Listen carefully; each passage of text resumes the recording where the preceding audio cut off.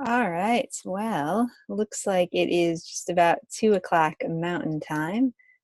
So let's get started. All right. Well, welcome everyone. I think let's start the video as well. Oh, there it is. There I am. Always wonder where that's going to pop up. Well, welcome everyone. This is DES 314, Advanced Color Theory, and we are in our first session of our first week of our 11th mod together. So it's kind of like 1-1-1-1. So 4 1s altogether. There must be something fortuitous in that. It looks like we have one student who is here in person. And if you are the student who is here in person, could you just let me know if you hear me or not, or if you just see me? I was getting like a whole bunch of crazy messages saying, let's see if I can move myself over, a whole bunch of crazy messages saying, okay, loud and clear, yes, okay, saying like, there's no audio, Zoom doesn't like your computer, your internet is unstable. And of course, they don't happen like 2 hours ago. They happen as soon as you log in and you start a session. So it's like, what is this going on? I don't need this. We don't need this. But yeah, glad to hear that I'm coming through loud and clear. You can see me, and yeah, looks like things are going good. All right. Well, I will not keep my camera on too long, but as always, good to see everybody for a little bit, and we will return via camera periodically throughout the mod. So let's turn this off and get back into these. Let's see, it is safe for the moment. Yes, yeah, it's very interesting. All right, well, yeah, well, welcome everyone. I feel like in many ways, let me just get this out of the way. This is just like a continuation for most of you and myself included, because the majority of this course is made up of learners who were in the previous course that I taught, which was DES 344. So so yeah, so we're all kind of back together again. I feel like in some ways we went from advanced print production now to advanced color theory, and if I kind of get them mixed up, it's just because it's kind of one to the next in a continuous stream. And looks like, oh yeah, we have a couple people who are here now. Yay, in person. Good to see you guys. Well, see you metaphorically, I guess. Good to have you in class. Yeah. So I think in many ways, I've got, the usual spiel at the beginning of introducing myself. I feel like most of that is a bit redundant, because either you've had me as recently as like Wednesday of last week, or you've been in one of my courses before. So I guess there's not quite as much fun new stuff. But anyway, before we get into all that, you will notice one thing that is new, perhaps, whether you had me in course before, or well, whether you had me last mod or this mod, is that I'm going to try full screen for the slides that we're going to go through, as opposed to part of partial, not full screen read mode, which is what we were in before. So there's that. That's kind of fun. That's kind of fun and new and exciting. So we'll see how that goes. All right. So where we're headed for the next 2-ish hours, we're going to begin with a whole bunch of introductions. So we're going to have introductions to the class, introductions to myself for those of you who are fully new to who I am. Then we're going to talk about kind of the class overview. I'm going to point out a couple important things for you all to be aware of, and then just some interesting stuff about the course that I think is interesting and that you should be aware of as well, as you're kind of progressing through. Then we're going to get into a review of color theory. So this is advanced color theory. So it kind of assumes that you have had beginner color theory, you've had the unadvanced version. But kind of the crazy thing is that you had that way back in DES 114. So in theory, 200 numbers ago was where regular color theory is. And if you're anything like me, like last week feels like it was 3 years ago. So, a 100 level course probably feels like a different lifetime ago. So we're going to do lots of review just to get everybody up to speed in this first session. And then we're going to talk about light, paint, and Newton, and particularly the idea of kind of color wheels, color pathways, where they come from, kind of the history behind them, and that sort of thing. So should be a good little bit. And yeah, good to see everybody. We have some great activity in the chat box, which is fabulous. If you're watching via video, we wish you could be here in person, but I understand time zones, work schedules, all of that kind of make things tricky. But glad you can join us via video. And as always, if you have any questions about anything that's presented, or if anything feels weird or strange or whatever, you can feel free to reach out to me via email, and I'll kind of fill you in, and hopefully help it make sense a bit more. Okay, so let's jump into introductions. And we're not going to get to that slide, but we will go back to that. So welcome everyone. If you were here just a couple minutes earlier, or if you were watching via video, you've already seen me live on camera. This is me. This is me in the still version, I guess. So my name is Lisa Hammersheim, and for, as I said before, for the majority of you, probably we have met in previous courses. But for those of you who are fully new to who I am, I'm a faculty program advisor here at Independence University. I have been with the program for over 6 years. So it was 6 years in June. It was kind of my anniversary. So 6.5 is kind of coming up quickly. But yeah, I really, really enjoy teaching in the fully online environment. I received my master's from the Academy of Art University, a school out in San Francisco, but I was actually one of the first graduates of their fully online MFA program. So I know very much what it's like to go to school, but do it all online. And I know how great it is, how amazing it is, all the opportunities that it gives you to go to school, where you maybe wouldn't have had, those opportunities before. But I also know how crazy and how confusing and how hard to manage it can be at times. Because unlike, when you quote unquote go to a school and, physically relocate your life and all that, when you do an online program, you kind of bring your life with you, and you kind of fit school into it as well. So I know that that's got some very interesting and unique challenges, particularly when it comes to time management and just, what to do with school when life happens and life gets in the way. So all that to say, I like to think in our courses, in the courses that I teach, and you all attend, so they become ours by default, that we do have kind of a very high amount of grace. So if you have issues, if you get sick, if your kids get sick, if the job gets busy because the holidays are coming or whatever, I'm more than willing to be very flexible with you, with deadlines, with submissions, with feedback, with kind of whatever you need to get you through. But that said, I do ask that you are very open with me as to what's going on. I can't help you if I don't know if you're having issues. So feel free to say, hey, Lisa, I just am not, this isn't happening this week, for whatever reason. And I just need more time. And generally I will be pretty open to that. So no judgment, whatever. I understand that's, sometimes it is what it is.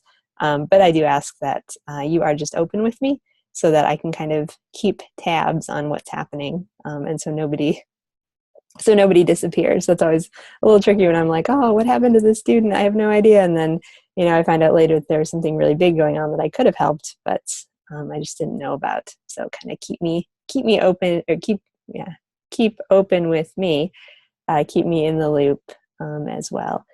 So somebody mentioned, I missed your pup. Yes, that is a little Ruby Joy that you see in the picture with me. She too is 6. So I got her shortly after I got the position at IU.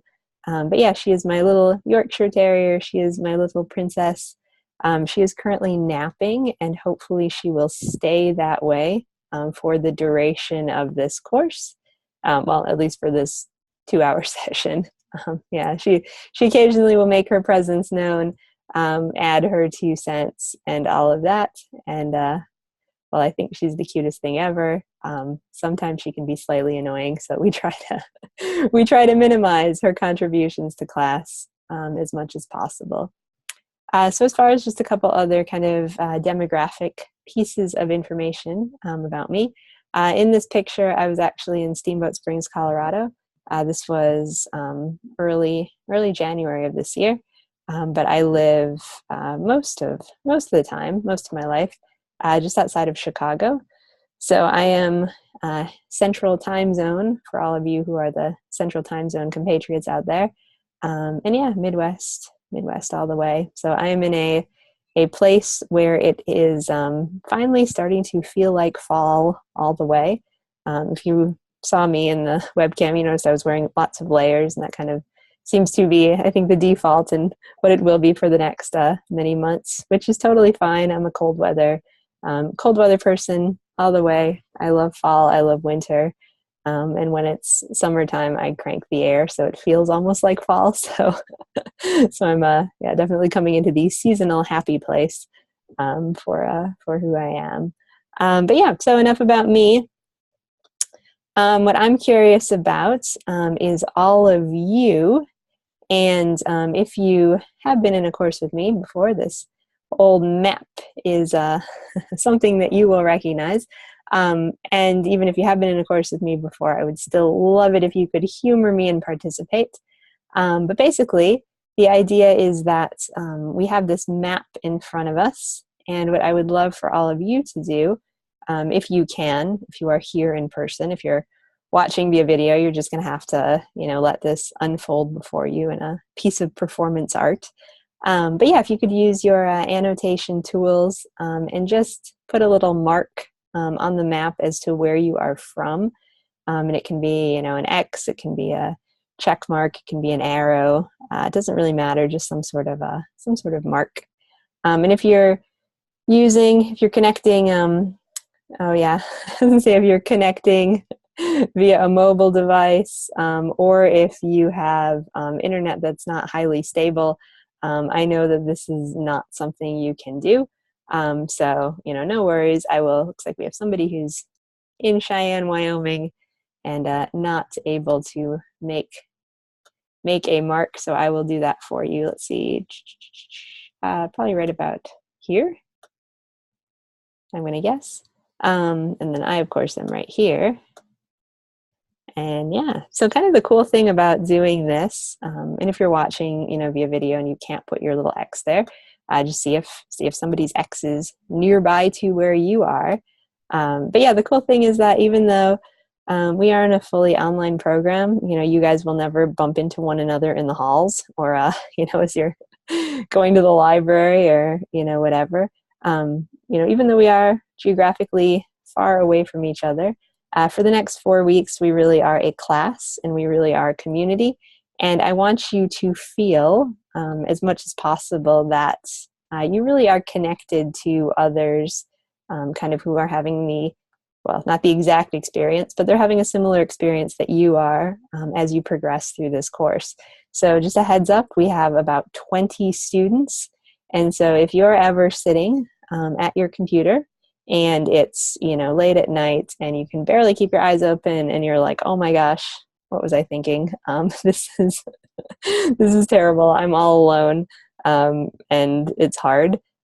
Just think, it may be hard and you may physically be all alone, but you do have a community of 19 other people who are supporting you, who are kind of out there as well, and who are, hoping that you will succeed, just as, they are hoping that they will succeed as well. So it's kind of fun, I think, to just see, physically where we are, and then just kind of use that as a means to shrink the distance just a little bit between all of us. and hopefully make us, feel a little bit more connected as a class community. And as many of you know, I still have this dream that at some point I will have two people who are neighbors who are both students, but they'll only meet in one of my courses. Still hasn't happened, but I think every every course I teach, I get a little bit closer to that kind of being the case. I think the strangest thing would be if they were my neighbor, but yeah, we'll see how and when that might happen. Yeah, so it looks like we have students in Texas, Wyoming, Idaho. Yeah, so we're kind of skewing a little bit to the west. Interesting. I actually know we have a couple. I know we actually have a couple East Coasters as well, since I do have the benefit of having so much continuation from multiple courses. So that's kind of cool. Let's see. I had an instructor that was about 40 miles from me. Wow, that's so crazy. Very cool. Yeah, I'm actually kind of anecdotally, I'm also working on my doctorate in distance education. So I'm studying for that in a fully online program. And the college is based in Alberta, Canada. And so I've been up to the college a couple times for orientation and things like that. And the first time I actually met my supervisor, who's like my advisor through the program, was because we were both traveling through Wisconsin together. And so he's Canadian, and he does quite a bit of work in Texas. I'm American, and I live outside of Chicago. And the schools in Canada, and like the place where we happened to meet was Wisconsin. So it's just crazy how just you overlap in places, and increasingly with the power of the internet, things are not not as far away as they seem. Even though geographically, they're still quite far. Let's see, Alberta is Canadian Texas. Yes, yeah, exactly. That's what all my friends in Alberta tell me. Like, hey, we're like the Texas of the North, with the oil and the cattle and the cowboys. And actually, it's very true. Some of the times I've been in Alberta, it's definitely the Wild West out there, which is kind of fun because I love the West. So that's another good thing. All right, so that's kind of where we are dispersed. So let's get this. I got to get rid of that annotation. Clear all drawings so we don't have any X's. So just a couple other things we're going to do. Again, you guys have perhaps seen this before, but you can just humor me. Since this is an advanced color theory course, I would be, probably just at a complete loss. It would be kind of malpractice if I didn't say, what is everyone's favorite color, since we are studying color theory. So if you want to make a mark on any one of these colors, or if you want to just type it in the chat box, that's fine as well. So what is your favorite color? And if it's not one of these, totally fine. Or if it's a color scheme, you can select multiples. It really doesn't matter, but what's your thing? Okay, so it looks like we have someone who marked blue in the chat box. Blue, green, orange. I was about to say pink, but no, that is orange. Looks like somebody likes the background, so I'm going to guess your favorite color is nighttime sky over the Wasatch Mountains of Utah, which is kind of cool, speckled with stars, or snow, a little bit of sparkle. Very cool. Yeah, so my favorite color, I'm going to go with orange is kind of the thing, but I will say that I have kind of a color scheme. So definitely orange, magenta, turquoise, and gray, kind of the four. I was going to say the triad, but no, that's four. So the four of those combos together tend to be where I kind of settle. See, we have a student who says blue and orange is mine. Mm-hmm, yeah. And I think, if you're a designer, and especially if you're a designer at the 300 level, as you all are, you kind of probably have a whole bunch of favorite colors. It's probably not, just one, or if it is just one, it's like a very specific one, just because we have, we've all created so much up to this point that, you've worked in so many different things. Very cool. All right, so again, if you were watching via video, I apologize, but hopefully just kind of watching is kind of fun to see, you know, who your classmates are, who your kind of compatriots are in this whole journey of advanced color theory, and just, you know, what's out there. We are humans. I'm not the one who's just putting all these X's up. I'm definitely human. So it's kind of, you know, kind of good to connect in some slightly more casual ways as we get this whole shebang started. Okay, so let's see. We're not going to do that. We're going to go back here. But before we do that, we're actually going to go into the course, which unfortunately is going to require me to get out of full screen mode if I can. Yes. Okay. I always feel like when I'm in a PDF and it's full screen, it's just so like nice and quiet because you have like the dark color and it's almost like you're visually in kind of like a theater. And then when you come back to regular screen, it's like all these notifications at the top of your screen and a browser bar, and you know, things just suddenly get very kind of visually noisy. Whereas when you're in the presentation, it's so like calm. So whenever I make the transition, it's always like, whoa, shocking. Here we are back to real life.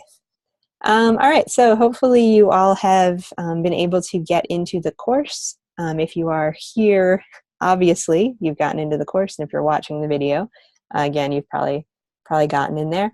But yeah, I just want to go over a couple things to kind of make you aware, just check in, kind of go down the checklist, so to speak. So one thing I wanted to say right off the bat is we've actually, I think as a school, if not just as a department, we've been having lots of issues with images appearing. So I was previously trying to access the course through Safari, and I could not get any images to show up. So if you ever log into the course and all you see are just like a bunch of like essentially broken links for images, I would say try accessing the course with a different browser. Or just try going up to your history and clearing your history and getting in again. Just kind of, you know, restart your internet browser. You know, kind of just try a couple different things. At some point, it will work. But I do want to say that we have a very image-heavy kind of course navigation, and so if you can't see stuff. try to just reload so that you can see it, and I apologize because it's a clunky experience when you can't see, you know, these images or these images down here. So just kind of right off the bat, couple things to be aware of. Perhaps the most important, and let's see if there is a picture here. There isn't, but that's okay since you've seen me like 4 times already, so you don't need to see me again. But yeah, so the most important kind of part of the course information, guidelines, syllabus, etc., I think is my own contact information. This isn't because I am incredibly narcissistic and think I'm the most important person in the world, though at times I certainly may act that way. But yeah, so the reason I want everyone to take note of my contact information, again, is because, as I said just a bit ago, I'm very, very open to being as flexible as you all need me to be over the next 4 weeks. However, you do need to let me know so that we can kind of work out a plan and we can kind of get things going together. So if you want to just jot down, take a screenshot, whatever, of my direct email, that would be great, of my phone number, text messaging, calling, whatever you need, very good. But these are, you know, kind of the good ways to get in contact with me. And then the other thing too is via Canvas email. So I know that this is something that I've not used a ton in the past, but we are trying to transition more and more to communicating within Canvas itself. So if you want to reach out to me via Canvas inbox, that's another way to contact me. But yeah, so all the different ways. Like I said, you know, I'm extremely open to working with you, but just kind of let me know what's up. And then here's a bit more about me. If you want to know and want to learn more. And then, yeah, good stuff. All right, so we're gonna just go down the line here and check out a little bit of the course information.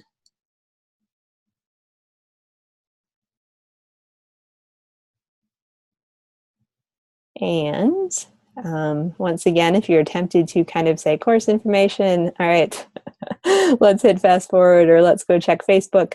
I get it. This can sometimes be seen as not the most exciting of things, but I would encourage you to pay attention and to look and to kind of check out all these things, mostly because this is kind of cool information, and I think there's always more in the course info than I was going to say, than everyone gives it credit for, than I certainly give it credit for. So I just want to kind of give you a heads up, because this will be a little bit of the secret, I think, for you to early on kind of get ahead of the course and kind of think of, how your schedule and the course's schedule, might kind of interface, and what to expect moving forward.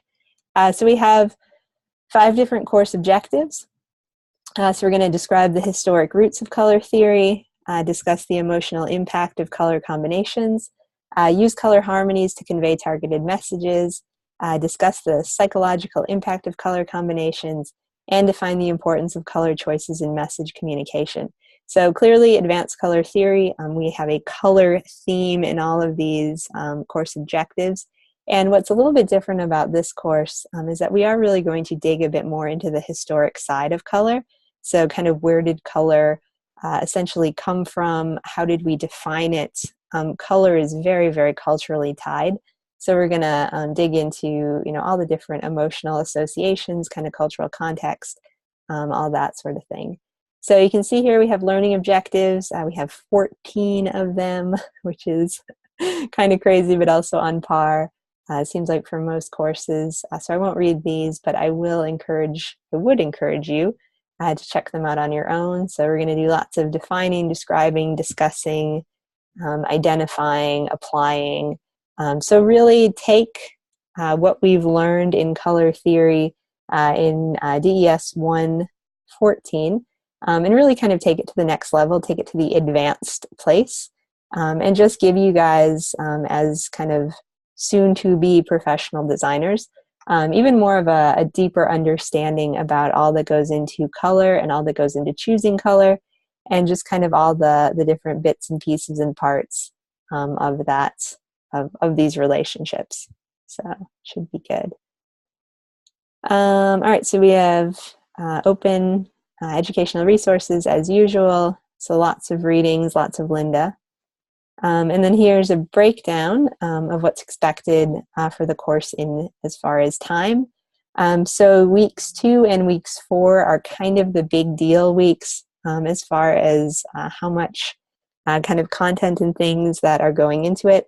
If you have played out the course against your calendar, you will find that week 4 coincides with Thanksgiving. So yippee, everybody can be thankful that they have a really heavy week of coursework on the week of a holiday, or not. But don't worry, we will make sure that we kind of adjust accordingly, and hopefully by week 4 time, everybody should be fairly finished with a lot of the big heavy lifting for this course. So hopefully it shouldn't be that big of a deal. Okay, so again, we have the topical outline and the course task list. We won't read these, excuse me, step by step, but just kind of something to be aware of. So this week 1 is the science of color. Week 2 is the emotion of color. Week 3 is color and perception. And then week 4 is going to be color and impact. So it's kind of cool how we're going to trace, from the roots, the history, the science-y thing, into kind of more of a place of feeling, then into perception, and then kind of what does this mean moving forward? How can we kind of take what we've learned and actually make something worthwhile? And what's going on? All right, and then we also have the course task list. So you can see this is where you can actually learn at a glance as far as what the assignments, assessments, discussions, etc. will be. So kind of cool, and really cool way to kind of just get yourself organized, I think. All right, grading scale. Just a reminder, we want everybody to be 60% or higher 4 weeks from now, but hopefully everybody can be well above that, and we can, kind of work through that together. All right, so that was the syllabus, and one other thing I want to make sure I go over. So again, if you're here or if you are not here, meaning you're watching via video, if you have any questions about the syllabus, feel free to let me know, and I will try to answer them. So a couple things. Let's see if your new bestie has her picture here. No, she doesn't either. Okay, we'll get those. We'll see if we can get those fixed. So we do have a dedicated course learning coach for this course, DJ Smith. And DJ does have an assortment of hours in the Student Success Center, as well as is available for kind of direct one-to-one coaching should you need it. And I also am fairly available. So if you need any kind of one-to-one sessions or anything, let me know and we can hopefully work something out. Excuse me. The other thing I did want to give you a heads up on is that this course does use critique as a learning methodology. So again, if you've had me very recently, you kind of know the structure of a lot of the courses. But yeah, so this means that we are going to have your work being shown during class sessions. Usually it's the first session of the week, and you'll receive lots of comments and feedback from me and from whoever happens to be in attendance as the course is going on. So this is, I think, a fabulous way to just be aware of what others are doing in the course and to kind of get some insight into how other people took kind of the course directions, the outline, whatever, and kind of interpreted it through their own creative framework. So I am a huge, huge fan of critique.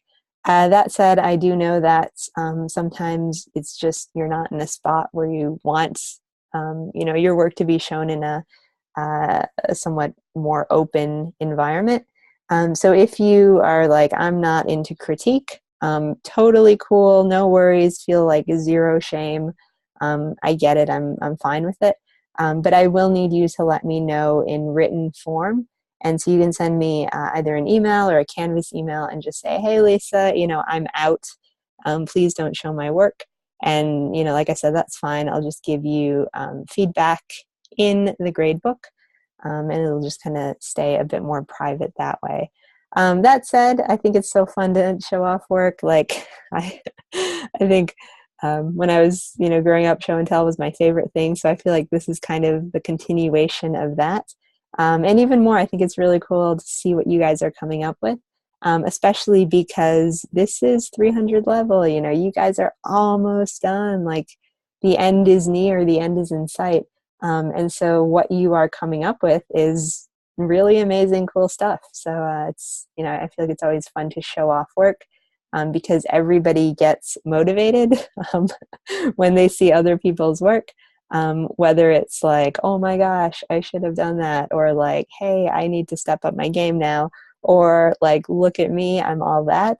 All these things I think are very appropriate, and I think it's kind of good to have critique, just because you kind of get into that space. All right, well, let's see if there's anything else. I think that is it. Let's see, just readings and videos. If there's anything I needed to say on this bit. Oh, one thing I will say, because this is this is important on many levels. You'll see that we have quite a few websites and different things to look at, websites and Lynda, in our readings and tools. I would really encourage you guys to check these out, not just because it's a required reading, but because it's really cool stuff, like it says that they are readings, but it's actually more like readings as in this kind of reading. Let's allow this so we can see it. Can we do this? Oh, yes, here it is. So these are just really cool. Color and vision, you know, what is color? It's a lot of kind of interactive stuff.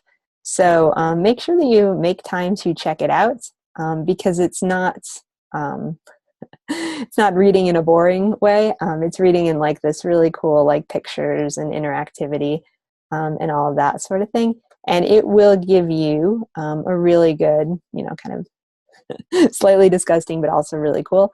It will give you some really good insights into the historic background, into things that we're just not going to have time to cover in our session. And it will also just kind of inspire you, I think, in kind of a design perspective, because like, look at these, you know, this is light and these are cells within the eye. It's a little disgusting in some ways to think about, but it's also kind of artful to see, you know, just the shapes and the way things appear and how they're put together. And then to read about, you know, kind of the science of seeing color, and the science of eyes and the spectrum and that sort of thing. So definitely make time to check it out. It's a good scan. Well, I mean, you can scan it pretty easily. And it really does give you some really interesting insights. The other thing too is that the assessment for this week will be a quiz. And so everything that you need for the quiz is kind of in these first 4 different sections of websites to visit. So make sure that, you know, when you're taking the quiz, it's open book, it's open note. So make sure you have, you know, these websites and these resources open so that you can, you know, succeed in the quiz. I actually have a friend who is currently taking an online course, and he was telling me how hard the quizzes are in this anthropology course that he's taking. And I was like, hey, you know, can you like use the internet? Can you, you know, use your textbook or go into your courses while you're in the quiz, or is that not allowed? And he was like, oh no, that's totally allowed. And I was like, what? How are the quizzes difficult then? You know, if it's open, like search, Google, like do whatever you need to find the answers. Because oftentimes, especially in the graphic arts program, we're not quizzing you because we need you to remember stuff. We're quizzing you more so that we kind of know that you know where to find the information. Because, you know, we live in a world of Google. Like, you don't need to know everything in your brain. You don't need to memorize it. But you do need to be able to find the answers. So it's very important that you see things like quizzes as opportunities to kind of show that you can succeed in the treasure hunt of finding and locating the information that you need. So that's, you know, kind of what these resources will give you, and also kind of what the heart of this assessment is all about. So good things to keep in mind. All right, I think that's all. Let's see what that is. Oh, this one's a little bit of a boring article, but it's not very long, so hopefully it won't be too bad. And it's MIT, so you can't go wrong with that.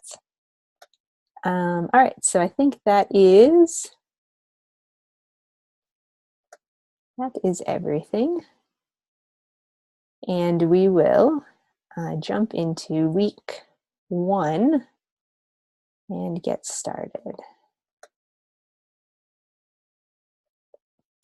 Okay, so one thing also, before we jump back into our slides, which we will put at full screen, is I would encourage everyone to also take advantage of these overview pages. I know, again, it's probably tempting just for the sake of time to jump, you know, right into a discussion or an assignment or whatever. But the cool thing about these overview pages, in addition to the fact that they have these great inspirational quotes, is that they do also have these cool videos. And the learning objectives that are going to kind of set the parameters for what we're going to be learning in any given week. So definitely check it out. I've watched these color theory videos, and they're kind of crazy. Like this one is 5 insane facts about light and color. It's kind of wild and it's a little freaky at the same time, but it's definitely worth, a 4 minute, 4 minute watch. Yeah.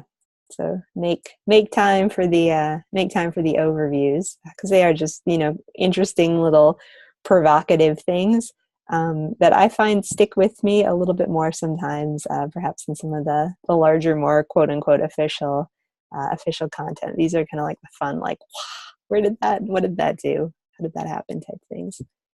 All right, so let's jump back into here and go full screen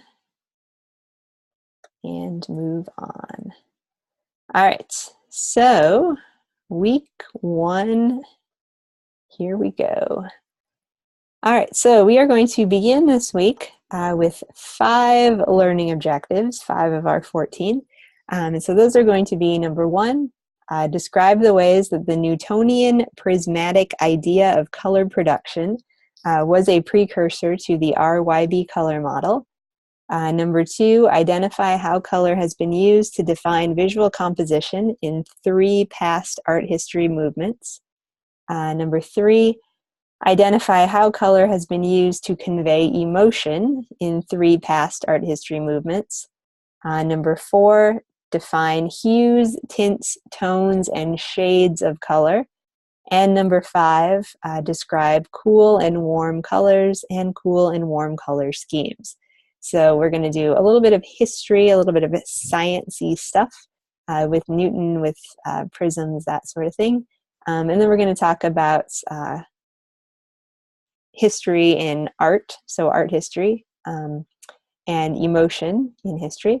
And then we're going to get into some very practical things as far as hues, tints, tones, shades, cool and warm, and that sort of thing. So first kind of pop quiz question.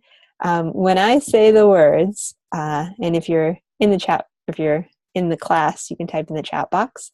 Or if you're just watching via video, just kind of think about this. So when I say the words Newtonian prismatic idea of color, does that mean anything to anyone? And I'm just curious. I will say when I first read it, I was like, Newtonian what? But yeah, when I say those things, is that connecting in any way? And again, if you're here, you can type it. If you're just watching, just think.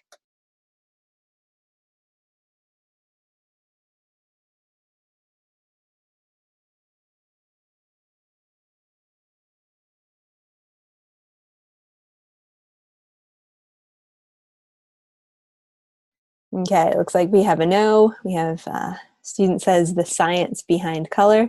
Mm-hmm.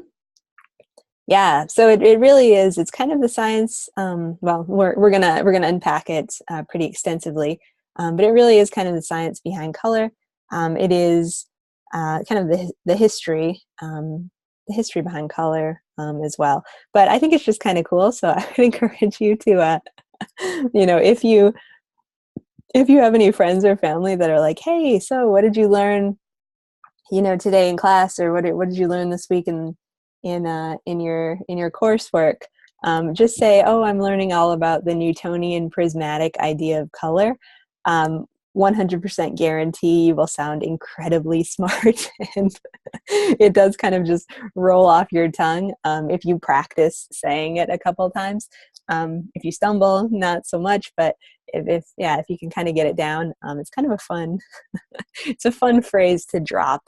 And we're going to unpack what it is, so you'll actually be able to explain it as well. But for right now, I just encourage you to say it a couple times. Newtonian prismatic idea of color production. Kind of great. All right, so let's jump in. Oops, I actually lied a little bit.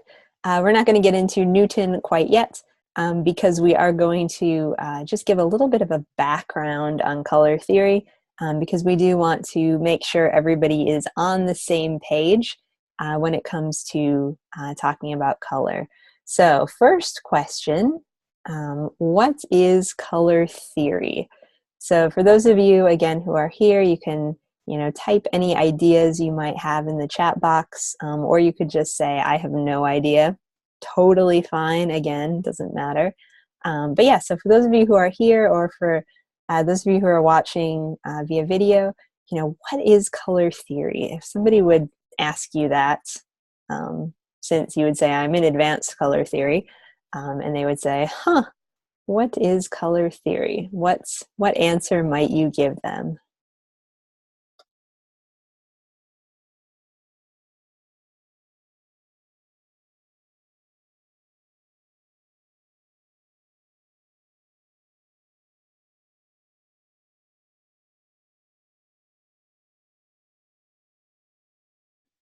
Okay, so within the chat box, we have the idea behind what colors work and do not work together. That is what color theory is.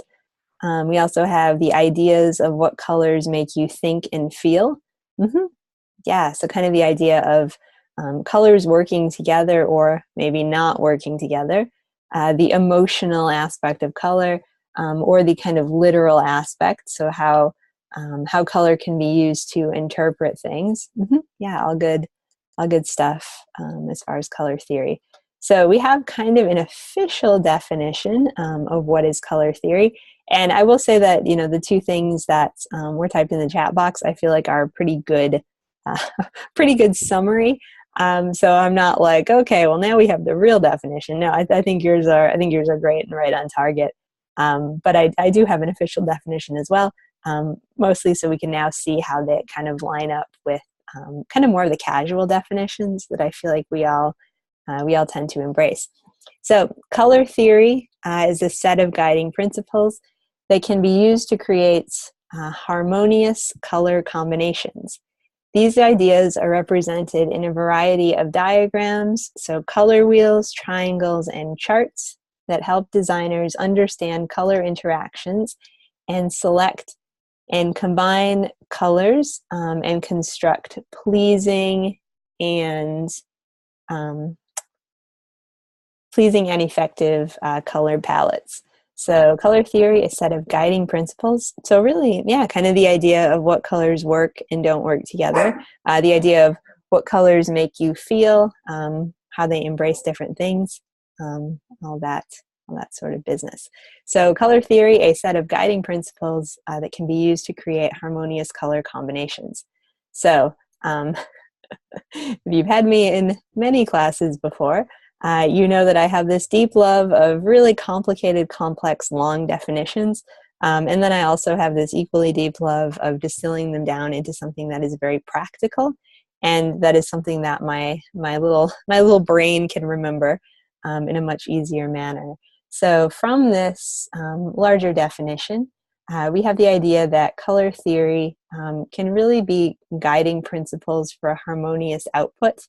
So guiding principles for color usage, guiding principles for color combinations, just guiding principles in general to help kind of frame and structure what we make so that we do ultimately have a harmonious output in the design that we're creating. So remember, design is ultimately visual communication. So our job as the designer is to kind of be the bridge in between a client who has a message and an audience who desperately needs a message.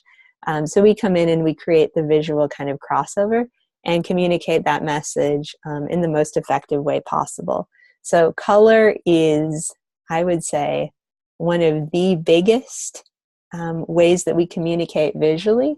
So we really want to make sure that, that we are understanding it and that we're using it to the best of our ability. And I think I probably just gave away an answer in one of my coming slides as I was telling you it's, I think, the most important thing, but we shall see about that. So what is color theory? It could be something very long, but basically it is a set of guiding principles that really lead to a harmonious output in the final end product of a piece of visual communication. So what is color theory? Guiding principles for harmonious output. All right, so why does color theory matter? I probably completely gave it away. But yeah, so why do you guys think color theory matters? And again, think about this if you're watching via video. If you're here, if you want to type anything in the chat box, why do we need to have these guiding principles for harmonious outputs? What do you guys think?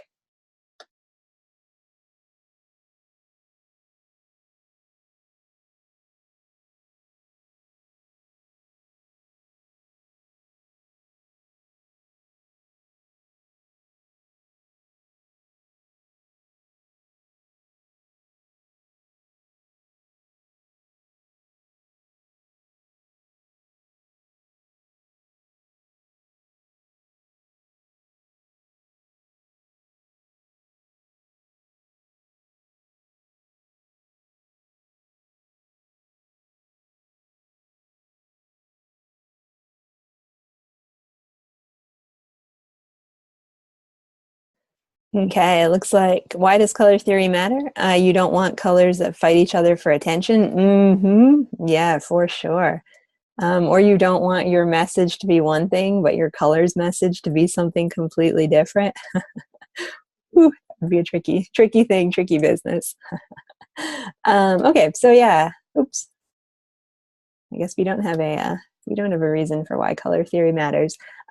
But sorry about that. But yeah, so basically, why does color theory matter? Specifically because you really want to have a harmonious message overall in what you're creating. So yeah, as the student has posted in the chat box, you don't want colors to fight each other for attention. And color really is the thing that people notice kind of first and foremost. And people often, and there have been scientific studies on this, but people often react to color even in a subconscious way before they really react to something in their kind of conscious thinking mind. And so it's very, very, very important that as designers, we are using color in an intentional, wise, smart manner.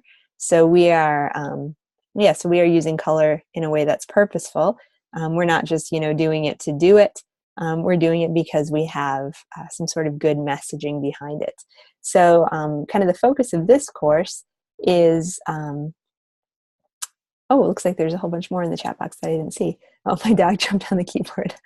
So you can have constant harmonious output. Yes, exactly. So the focus of this course really is to have you guys, well, it's, a whole bunch of things as the course objectives and learning objectives and such kind of say. But I think that the real kind of 50,000 foot focus of this course is to just get you guys really thinking about colors and the colors that are around you in kind of your day-to-day worlds, and also the colors that are used in the designs that are around you in the day-to-day world. So it's going to be very interesting as we go through and look at kind of what different colors mean, how they're used, their emotional appeal, their emotional communication, whatever, that you look at what's around you and see how it matches up, see if you agree with what's being used out there, or see if you think you could do something better. Oftentimes when I look at how some designers are using color, I'm like, oh, it's genius. And then other times I'm like, really? What's happening there? So I would really challenge you, over the course of this mod, just become very color centric. So kind of, adjust your eyes to really start seeing color and not just kind of seeing it and glossing over it, but seeing color and then asking yourself, like, I wonder what that means, and I wonder why someone chose to use that. Because just engaging in that act on its own will really, get your brains starting to think critically about color and color usage, and it'll help when you're making your own design, because you'll have, the ability to be critical in those ways as well. So pretty cool stuff. All right, so now that we've done a little bit of a review about just what color theory is, why it matters, we are going to get a little bit historic, a little bit scientific, and we're going to take a look at who was Newton and who really cares about who really cares about Newton? So the reason that we are going to do this as well, in addition to the fact that we are all going to practice saying the Newtonian prismatic idea of color creation, this will directly align with week one's discussion, which is if it loads, which is a discussion where you will get to describe the ways that the Newtonian prismatic idea of color production was actually a precursor to the RYB color model. So I'm just going to go ahead and read this background quickly, and then it's going to kind of set the stage, and we're going to watch a little video, so it's going to get interesting. So just start out this way. So Sir Isaac Newton in the late 1600s was the first to begin defining our modern understanding of color when he began experimenting with refracting white light into its component colors by using a prism. And then Pink Floyd, did that as well. So Newton observed that white light, when passed through a prism, will separate into red, orange, yellow, green, blue, and violet. Newton was the first person to use the term color spectrum to describe this flow of colors. The prism and its accompanying rainbow on demand prompted Newton to begin thinking about just how color is created. Previous to Newton's experiments, people generally considered color to be differing amounts of light and dark, and even considered that a prism might be a coloring agent, coloring the light rather than a refracting agent, separating the white light to produce different colors. To counter the argument that the prism was creating the light, Newton also used a prism to refract the beams of color back together and thus produce pure white light once more. For Newton, color became a property of the light that reflects from objects as opposed to a property of the objects themselves. And this is kind of like his really big deal. And people even thought that he was like heretical for thinking this, but kind of crazy and kind of really cool to know at the same time. All right, so Newton also discovered that every color has a unique angle of refraction that can be used to create the color and the beam of light, or that can be used to create the color, and the beam of colored light remains the same no matter how much it is reflected or refracted. By mixing different colors of light, Newton discovered that mixing the color primaries of red, yellow, and blue could create new colors. Hey, primary colors. He published his research officially in a book titled Optics in 1704, and used a wheel to show how mixing differing amounts of colored light would produce different colors. Though Newton initially referred to light rays in his color model, artists also began mixing primary colored pigments according to Newton's methods and discovered that it too would work with physical paint and ink. Inspired by Newton, artists began to create color wheels using red, yellow, and blue as their primary colors. From these colors, they were able to mix colors to create the full spectrum within the color wheel. In this way, Newton's explorations into the way prisms were able to separate light beams was actually a direct precursor to the RYB color model embraced by artists. In design today, whenever we create items that are meant for display on screens, we make Newton proud. All the colors and shapes we design with are projected by the light of the screen. As you quickly learn, if your screen breaks, if there is no light, there is actually no design that can be seen. So super, super, super cool stuff here. So Newton, way back in the 1600s, was, was not in my DES 314 folder. But yeah, so he was coming up, he was playing around with prisms, he was trying to figure out just what this light business was, what was going on, and dramatic full screen.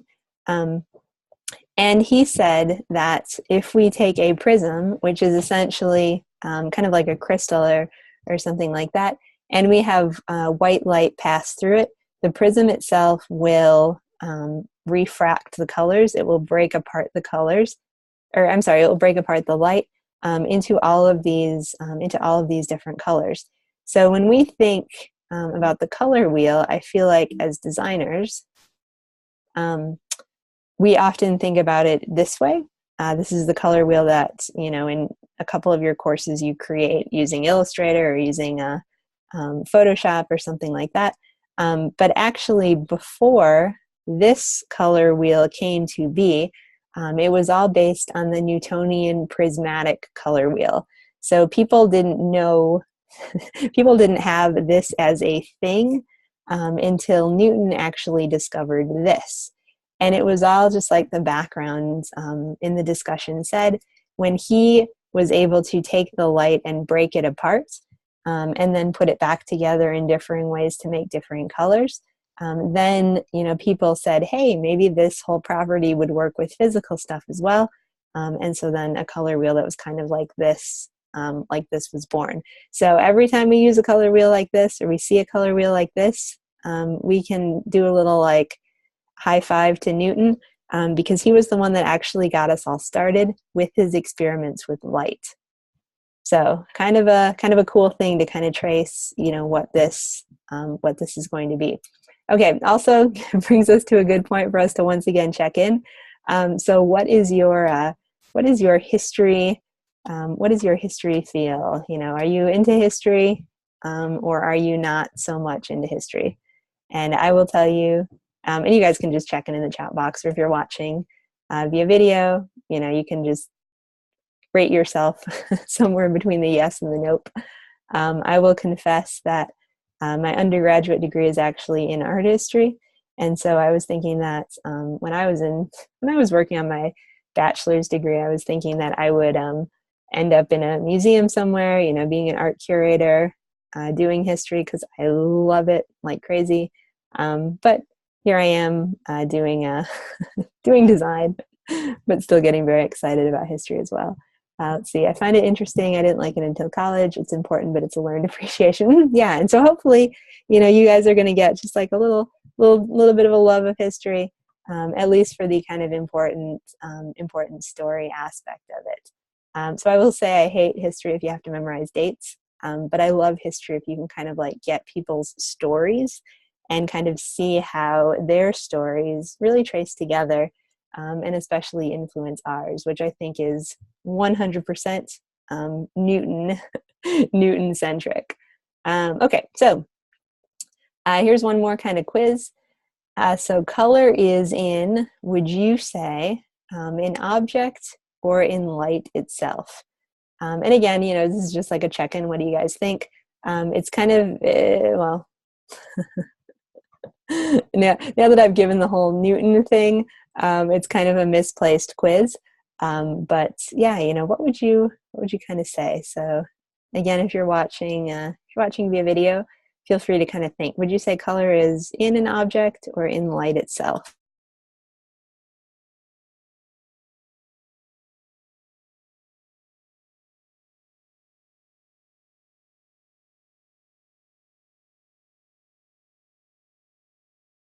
Okay, so it looks like the chat box is going for light itself. And yeah, that's a, I'm not going to say which one is the right answer because the answer is kind of yes. But yeah, it's an interesting thing to kind of think about and to consider.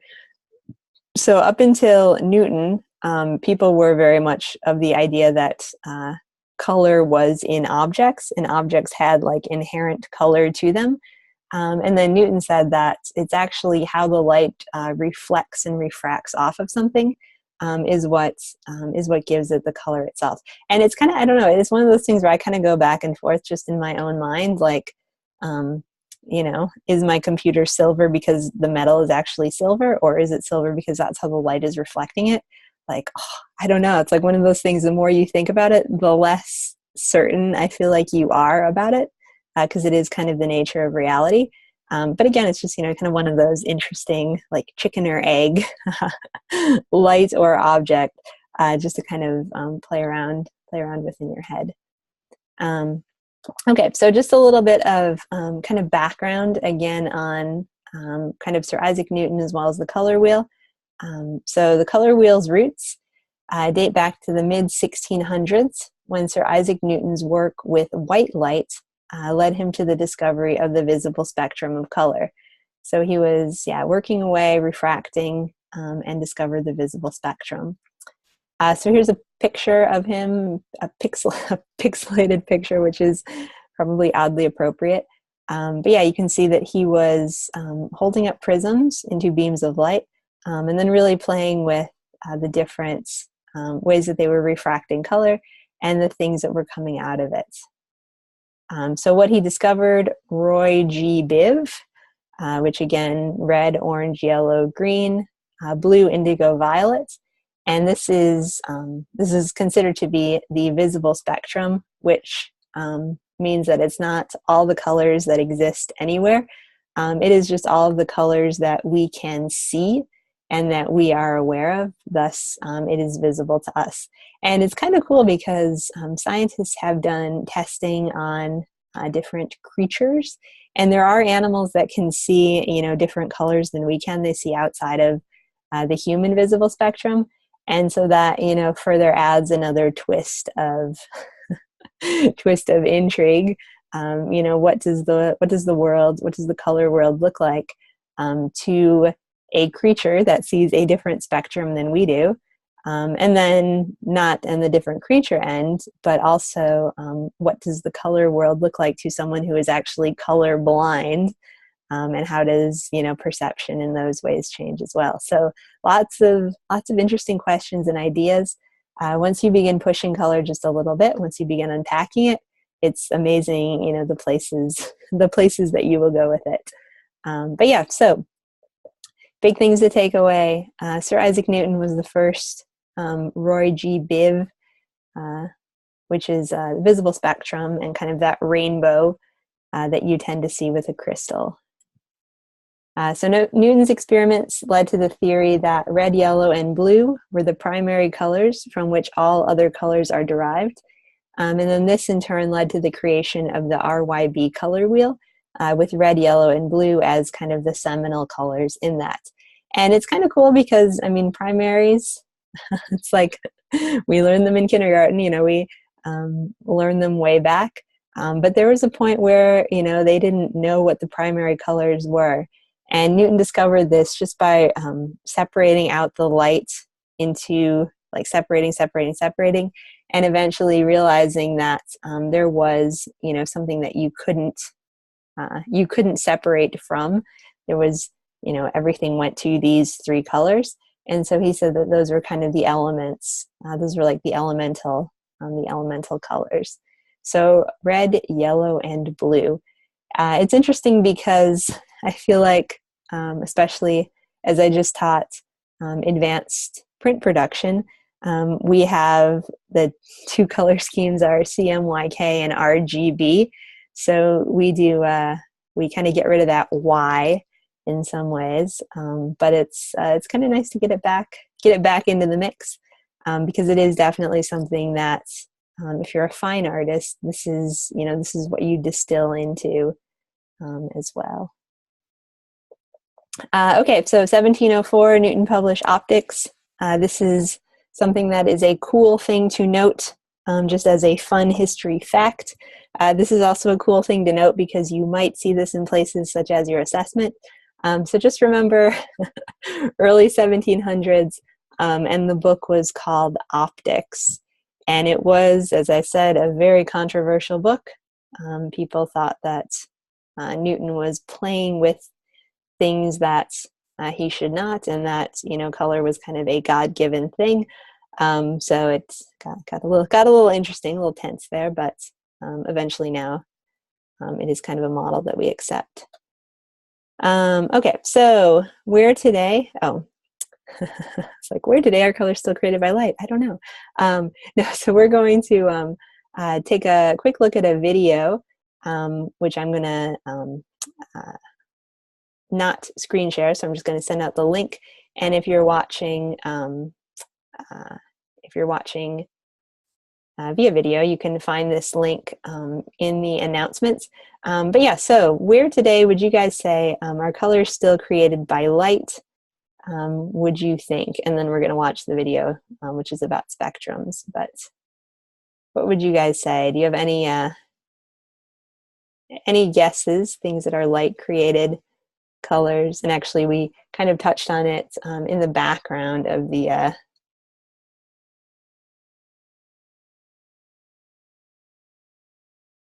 in the different pieces.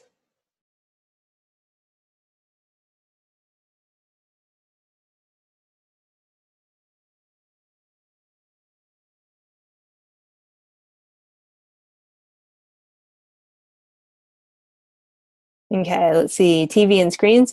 Yep. Yeah, exactly. So TVs and screens, any places where we have, kind of that backlit feel, phones. So in a lot of ways, Newton began talking about colors that were created by light. And then, up until that point, everything had just been created by physical pigments, and then physical pigments took over again. And then as soon as the digital revolution kind of came, here we are back to so many colors being created by light. So look at there's a great new ad out for the iPhone X that I've seen a couple times, and like the colors on it, oh my gosh, they're amazing. And so you can imagine, like, what would Newton think of, this world that we live in today, where, colors once again are created by light. All right, so let's see. So visual artists began to take notes and tried to mix their own physical paints according to Newton's color rule. And in this way, Newton's ideas continue to influence art and design today. So anytime we talk color, anytime we talk color mixing, we give a nod to Sir Isaac Newton. And really, we see his ideas that he came up with 300 plus years ago, really still playing out in our work today, kind of foundational to color theory. So what we are going to do is look at this great picture of a painted palette. Now, what we're going to do now is something that I kind of wish we were all together to do, as in we weren't in a geographically dispersed classroom. And that would be, we would all get out prisms and we would just kind of practice and see what Newton did, and kind of give it a try for ourselves. Because I mean, it is pretty cool. Like if you've ever, held up a crystal to put a crystal in a window or something and just seen like rainbows appear everywhere.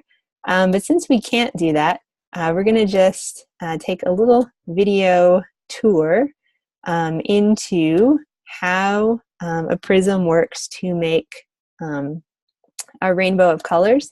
So this is the video that we're going to watch. Let's see, the glass in my front door does that. So cool. So you live in you live in a constant prism zone. So cool. Okay, so I'm going to put the link into the chat box. And so for you guys who are here, you can feel free to just, kind of mute or minimize me, and just take a watch on that.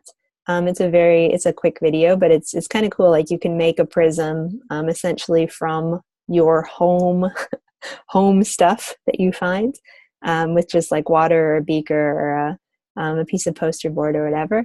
And so for those of you who are watching via video, if you just want to pause the video and then go into the announcements and click on the link, it will be there, and just take a watch of that as well. So you guys who are here, you can just click on it, you can watch, and then when you're finished, just tell me in the chat box that you're back, and we can go from there.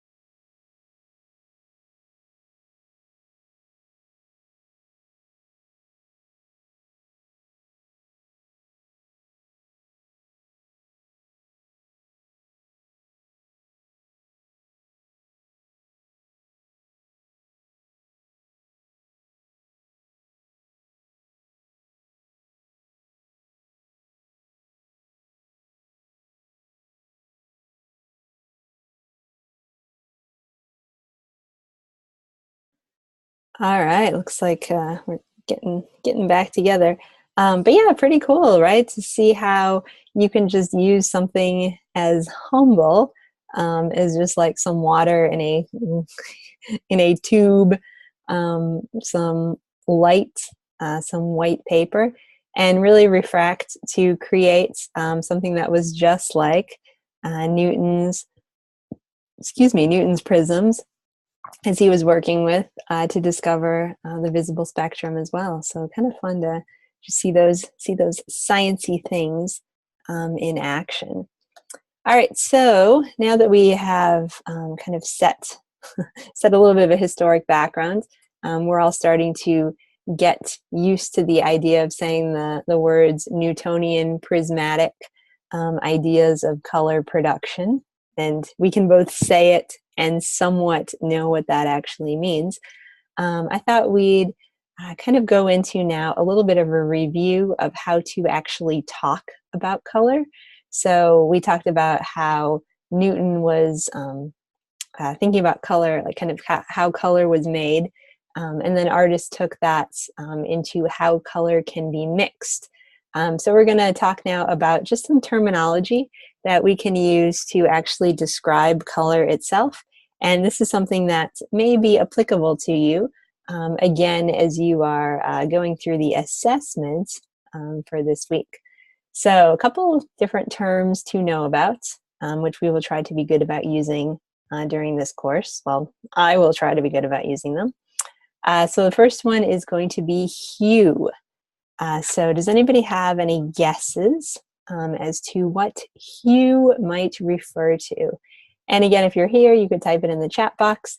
If you're not here, if you're just watching, just think about it. Have you heard the term hue? What might that mean? What does that mean, etc.? I always kind of feel like Hugh Grant or Hugh as in a person, but in the realm of color theory, does anybody have any guesses as to what hue could mean?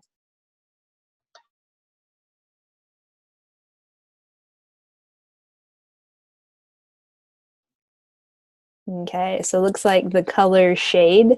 Kind of. We will kind of get into that. But yeah. So what is hue? So hue itself. Oops. Here's a whole bunch of things hue could be. Let's see, the appearance of the color. Mm-hmm. Yeah, and hue is actually known as pure color. So somebody said the color shade. That's actually another word that we're going to describe. But hue itself is the pure color. So it's it's it's the essence. It's the it value of the color. So when you think about hue, you can really think about, a paint tube that gets squeezed, and what comes out of the paint tube itself is the hue. And it's admittedly a little bit of a crazy thing in your mind because we were just talking so much about color being light and Newton and such, and now suddenly we're going into color as a thing. But luckily, we're all good with thinking in abstract ways and changing our thinking very quickly. So hue really is pure color. It's kind of the thing of color, the appearance of color, I would say as well. Kind of color in its purest state would be a hue. And it's actually, if you're talking from kind of a color theory perspective, it's actually better if you don't say, oh, this is the color red. If instead you say, oh, this is the hue of red, because when you use the word hue, it's kind of defines or refers to the color in its purest sense. So like it hasn't been mixed, it hasn't had any adjustments done to it. It is the thing, it is the color. So hue is pure color. So next term that we're going to talk about is tint.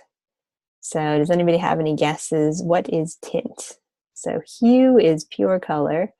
Tint is what? And again, if you don't know, it's fine. Just in case anybody's like, oh yeah, I know what that is. I want to, show off. Go for it. Okay, so tint is actually going to be the pure hue plus white.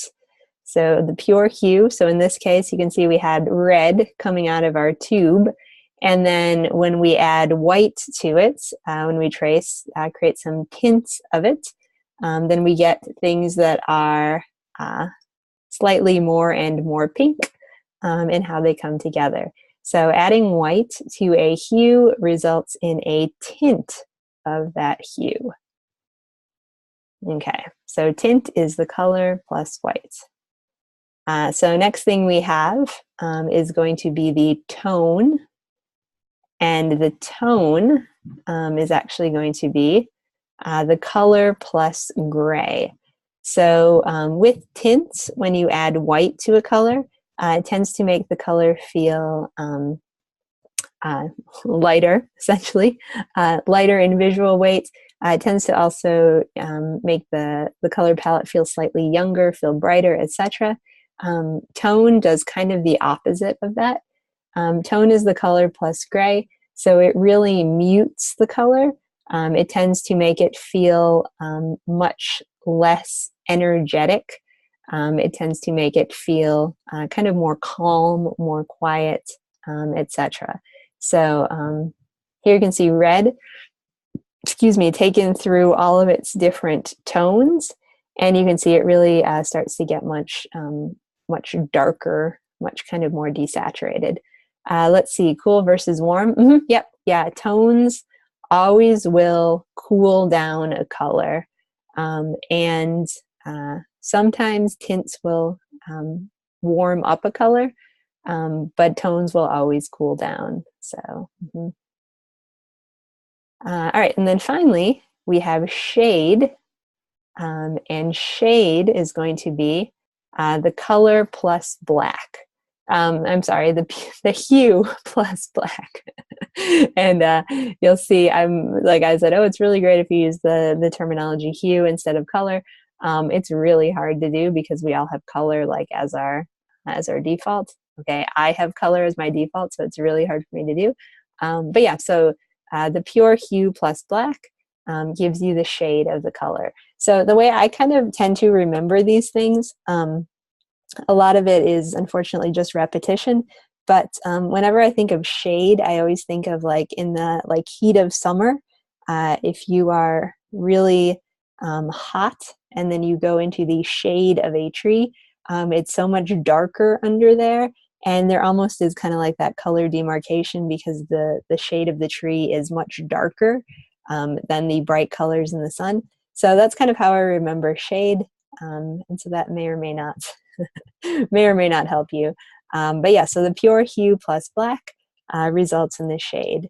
And you can see here is red being traced all the way from its pure hue at the top down to its full spectrum, which would then result in black overall. So tint, so hue is the pure color, tint is color plus white, tone is color plus gray, shade is color plus black. So kind of just some good color terminology to think about and to just kind of get into your minds as we are going to be discussing different qualities in different parts of color.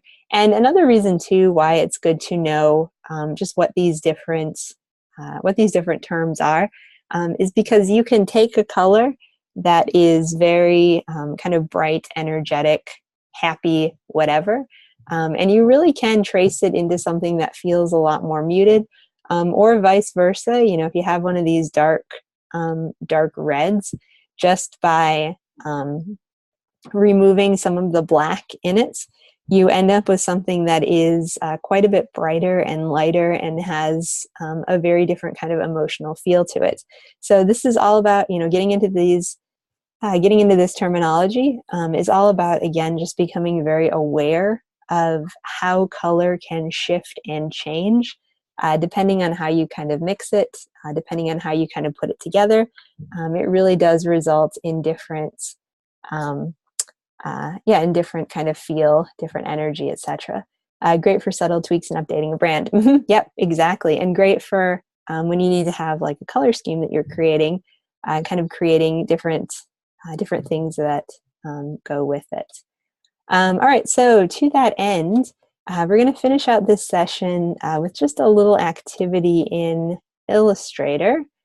And that is going to be taking three different, well, one color, one hue, I should say, and then tracing it through the tints, the tones, and the shades using the blend tool. So this is nothing that is directly applicable to an assignment or an assessment for this week, but I think this is a very valuable thing for you guys to try if you have time, if you can make time to try it, because it's also quite fun.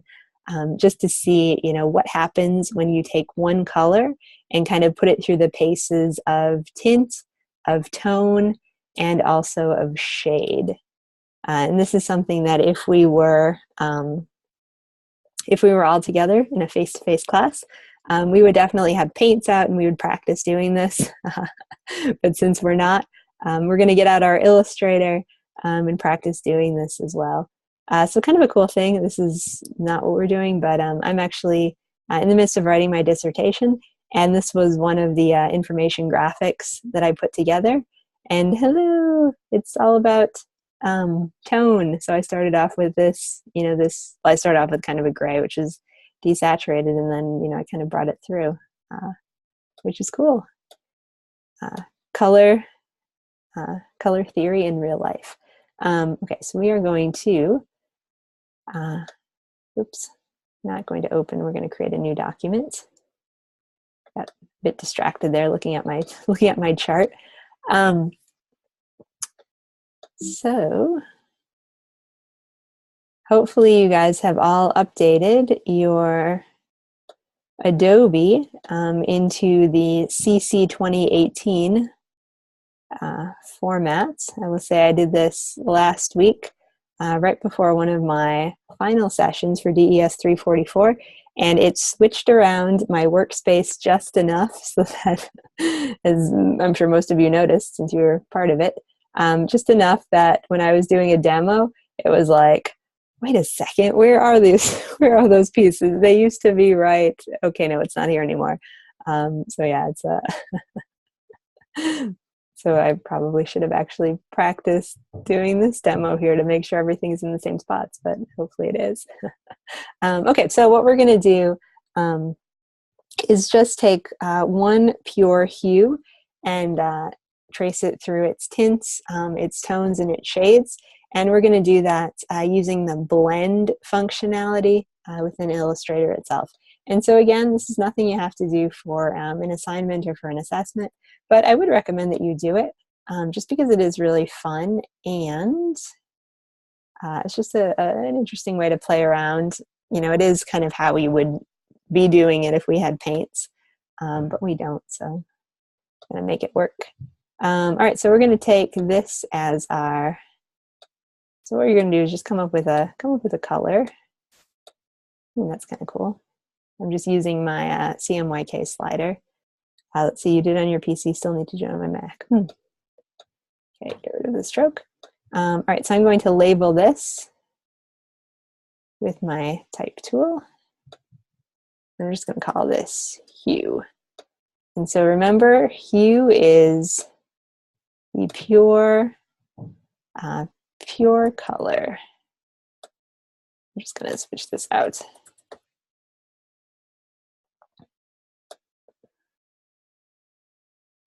Okay, so we have our pure, kind of greenish bluish that we're going to work with.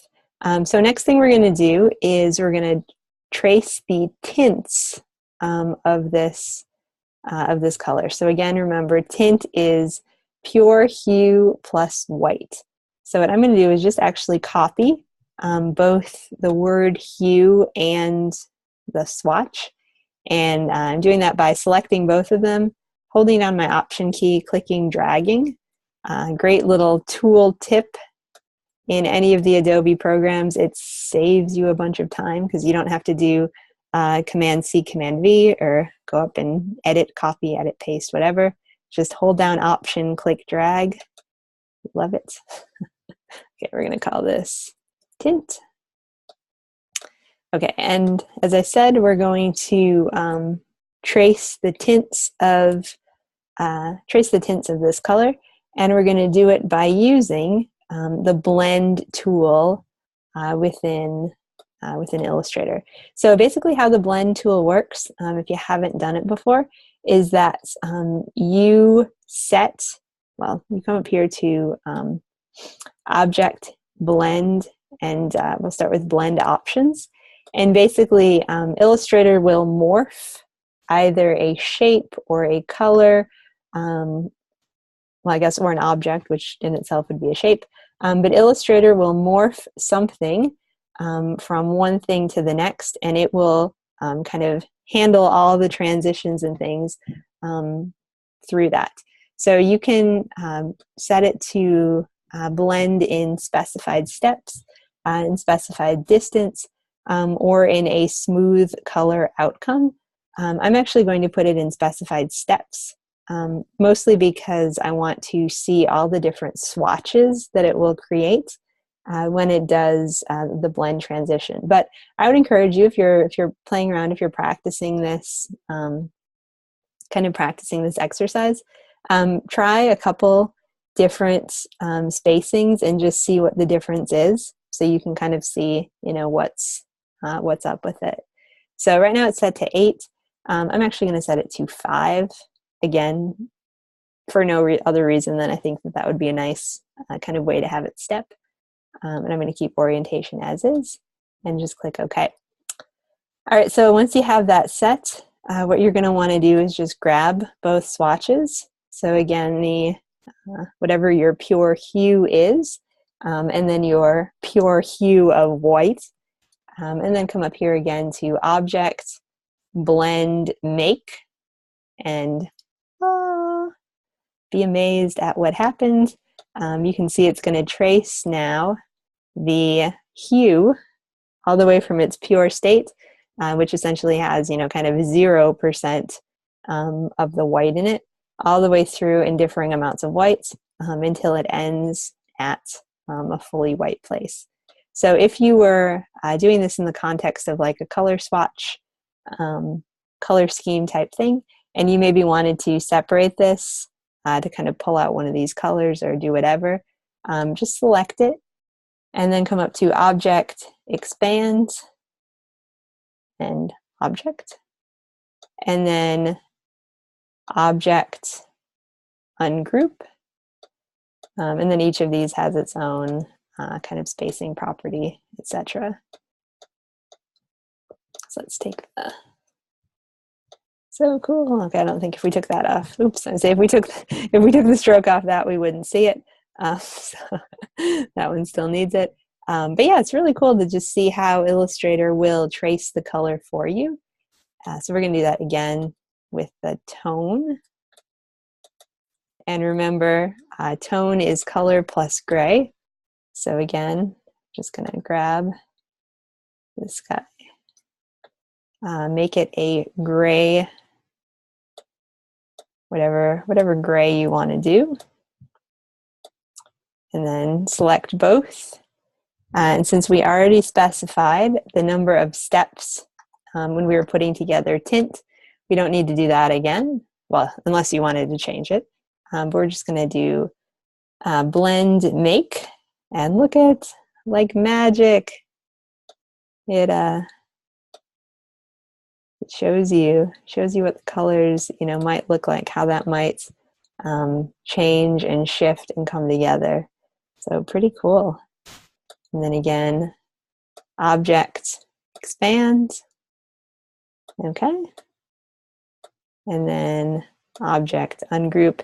And the only reason I'm doing this is because I like that you can manipulate each of these individually, and these you actually could remove that stroke from them, and it would still might still work. But yeah, it's kind of cool to see how, again, it goes from the pure hue all the way to gray. And you can just see how these colors feel a lot different than these colors. But it is, you know, it's all based on the same root color. It's just how the presence of white in the color or with the pure hue changes the feel as opposed to gray. These get very muddy, I feel like, very quickly. Whereas with the tint, not so much. Okay, so once again, we're going to grab this. And this is where something kind of interesting is going to happen when we do shade. So again, this is going to turn to black. Yeah, shade and black. Oops. Let's change the name. Okay, so again, select both of our swatches. Object, blend, make. And interesting stuff here. Okay, so let's expand, and then I'll say what I think is interesting. Well, actually, no. Why do I need to say what I think is interesting? You guys who are here, do you notice something interesting about the relationship between tone and shade? Is there anything that's kind of immediately standing out to you as you're looking at these? Or if you're watching, you know, via video, is there something particularly between these two that you feel like is really kind of jumping out at you that definitely maybe isn't happening between like these two? So anything, just take a look and see what you think.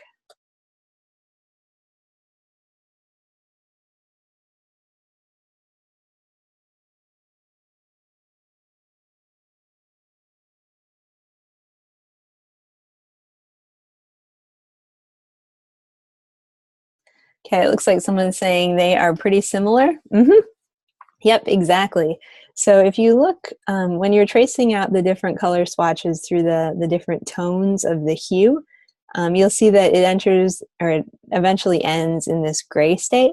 And then if you go to the shade, you'll actually see that kind of like from up until about here, they seem very, very similar to one another.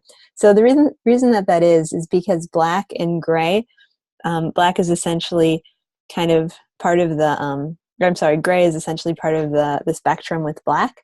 And so when you create a shade of a color, you will always kind of also create some of its tones. So let's see, shade looks like a continuation of tone. Yep, and that's exactly how they're related.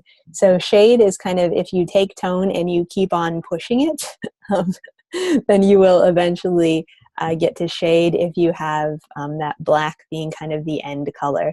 And if we would have traced shade through even more steps, you would see that it actually, you know, you can space it out a lot more. We kind of did a very big jump from from this swatch to this one. But yeah, it's an interesting relationship. So tone is always, so a tone of a hue is always kind of replicated in shades of the hue, but shades of the hue are not always replicated in the tone, if that makes sense. So tone will always end somewhere in gray, and then shade will always end somewhere in black. And so that's kind of how they, how they kind of go back and forth and are related. So kind of an interesting thing to play with, an interesting thing to just kind of be aware of. And it's a cool way to kind of trace. And it's also fun to just get into Illustrator and use one of the features like blend. Especially, let's just do one thing that's unrelated of just the blend shape property. So if you have a circle or a circle, if you have a star, and then you have a polygon, you can say, and let's make this one of these colors too. Again, select both of these, object, blend, make, and then it like kind of traces it, morphs it into something else. Pretty cool in lots of different ways. So anyway, that's the blend tool. Kind of one of the favorites of mine for lots of things, but especially for something like this, where you do want to trace together a color palette. Because it is quite helpful when you have when you have, a certain number of colors that you're given, like let's say you have a printing project or something where you can use like 1 or 2 colors. If you can also interject black or white, you actually have a huge amount of variety that you can use in the colors themselves. And, you kind of forget to think that until you become familiar with the different tints, tones, shades, etc. of the color. And then once you do, you're like, wow, I have, almost my own little rainbow, my own little world of the colors that are possible just by, differing or mixing differing amounts of white, of black, etc. Kind of what emerges.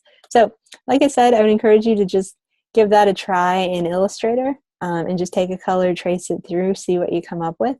You never know what kind of cool, cool color scheme, kind of cool exploration you might be able to come up with. All right, so we are going to finish out this session with a talk of one more thing. And I apologize for the rapid pace we are taking through these slides. It's a little disorienting. I want to get back to that color wheel. So the final thing we're going to talk about is the presence of warm versus cool colors. So we talked a little bit with shades, with tints, with tones, that when you add gray, when you add blacks, when you create shade, when you create tone, when you create shade, you do kind of inherently cool off the color. But we're going to talk about kind of cool and warm colors, kind of inherent cool and warm hues. As I'm trying not to use the word color, it's trickier than you think. But yeah, so in the color wheel itself, we have kind of this natural split as far as what is a cool color and what is a warm color. And it tends to happen that was a terrible line. It tends to happen kind of somewhere around here. It's a little flexible as far as these guys, kind of depending on how they are. But basically the idea is that colors that are like sun colors, so like yellows, reds, oranges, some pinks, depending on how much of a red hue they have versus a blue hue. But yeah, so those colors are known as warm colors. So the reason that they're known as warm is not because they inherently would feel hot if you were to touch them, but mostly because visual perception-wise, we tend to associate them with warm things. So it's with fire, it's with sun, it's with, I guess things burning would be fire. So we associate them with embers. Yeah, so we associate them with things that are warm, and therefore when we see them visually, our brains just go to warmer places. So the opposite of that is the cool colors, and those are going to be blues, greens, purples, etc. And the reason again that they're cool colors is because we associate them with cold things. So like ice, like water, I was going to say like snow, but I guess that's kind of white. Like nighttime stuff is darker. So they are kind of like the moon colors of the color wheel. And again, it has very little to do with the color actually having a temperature, but it does have something to do with, again, our visual perception of the color itself. Now, that said, with the different frequencies that colors emit, so kind of getting into a slightly sciencey world again, with the different frequencies that colors emit, warm colors actually do tend to operate at a higher frequency, so they give off more energy overall. So maybe there is, something to the fact that they are quote unquote warmer. And then cool colors, of course, give off, have a much slower rate of energy. So maybe that's why they're cool. They're more mellow in their construction. But yeah, so that's kind of the split of warm versus cool. It's really cool. Well, it's really cool. Ha ha ha. It's really interesting because I actually read a study that was done on the perception of color, and it was a scientific experiment where they had people go into two rooms, and the rooms were an identical temperature, like they had been very specifically set at 64 degrees or whatever. And people spent time in the rooms, and then they were asked a series of questions about kind of how they felt and like what they were thinking about, and what was going on and all of that. And the people that were in the room that was painted this like kind of orange brick red, like kind of bright adobe-ish color, reported that they felt very warm and kind of energetic, and they felt like it was a cozy space. And the people that were in the room that was painted, kind of like a pale icy blue, were like, oh, it feels kind of cold in here, a little chilly. Like I feel, kind of mellow, kind of withdrawn, whatever. And then they revealed to the participants that like the rooms were exactly the same. It was just the color that had been different. And it was like, what craziness? Like who knew? But that just speaks again to the power of color theory, in that as humans we have this very keen visual perception, and how we see things is how we kind of physically interpret them. It's how we even begin to physically feel things. So our job as designers, like, whoa, we have a huge amount of power, because we can actually make people feel things by what we create. So you have the power, and you have to figure out how to harness it, use it well, and all of that good stuff. So anyway, what will you do now that now that you're starting to know the power of color theory? All right. Well, I think on that note, we will wrap things up for the day. So thanks, guys, for a great first session. Hopefully you are feeling excited to jump in, to learn, to figure out how to use your power of color theory for good, and for helpful and for beneficial ways, bringing good to the world. But yeah, so I'm looking forward to a great class overall. In tomorrow's session, we will meet at the same time, I believe, and we're going to jump into the assignment and the assessments, go over some more terminology, talk a lot more about history, and all that entails. It should be a good time. All right, well, thanks, guys, for a great first session.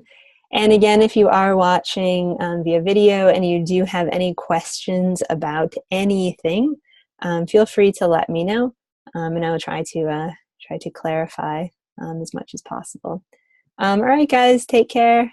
Thanks all. Be sure to jump in, do a DC if you haven't done it, get into discussion, and of course, check out announcements, where there'll be lots of good video content posted as well. All right, thanks, guys.